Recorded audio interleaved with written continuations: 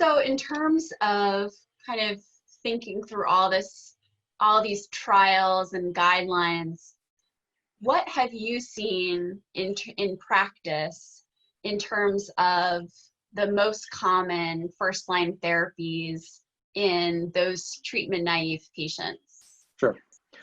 And I think at our, as a specialty pharmacy, we are not involved in the actual decision-making process of first-line therapy.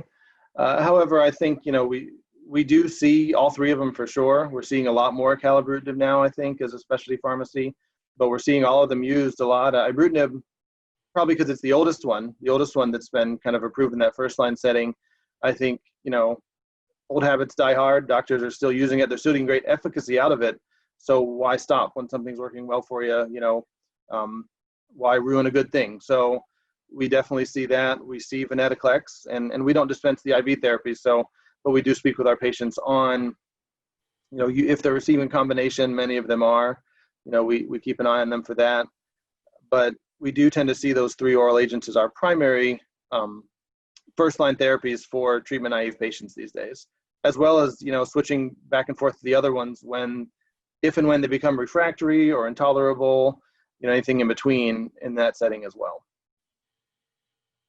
Yeah, I would agree that it used to be chemoimmunotherapy for everybody, and then more patients were just using ibrutinib for frontline, and now we're really seeing the use of all three of the oral agents that we talked about. I think you're right. I think ibrutinib we have the most data for it, we have the most experience, and so I think based on my institution's experience, I think ibrutinib is still preferred as a first-line agent from what I've seen, unless certainly if a patient has other reasons that they wouldn't be a candidate, such as their cardiac history and being prohibitive. We're definitely also seeing more venetoclax and acalabrutinib use up front, especially acalabrutinib in those patients that might not be candidates for ibrutinib, based on some of the data that you mentioned and some of the other data that we haven't talked about so far, just in terms of the successful use of acalabrutinib in those patients that have been intolerant to ibrutinib. I think we do have that data. I think it's important to think about what we already talked about, in that the data for venetoclax and acalabrutinib is not as mature as it is for ibrutinib.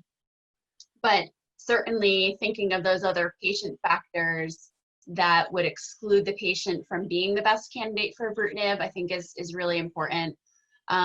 Definitely seeing less and less of those chemoimmunotherapy combinations without the oral therapy.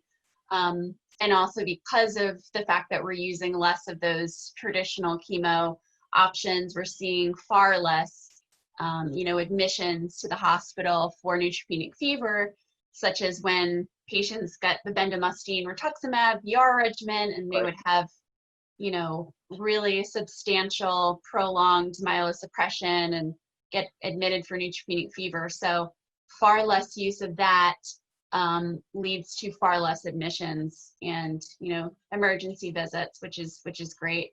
If we see patients that are admitted, it might be for a cardiac complication, or if they have to be admitted because of starting venetoclax because of tumor lysis reasons. No, and I agree. I think some of our patients who have had this disease for longer, so maybe they're using these oral agents in the second line, have already taken that FCR or the BR, they're often the ones that are most worried about starting this therapy because they remember what chemotherapy was like 6 or 7, 8 or 10 years ago when they first took their IV agents. And it takes a lot of reassuring to them that the average patient's going to tolerate this much better than those lines of therapy. And yeah, you're not going to lose your hair and have the, excessive stomach side effects and things like that. So that's definitely something we've had a role as pharmacists, in addition to managing adherence and other things we can manage as pharmacists. We can kind of manage the counseling of the patients and help to get them into the right state of mind to start these medicines, as they're not near as toxic in the vast majority of patients who take them.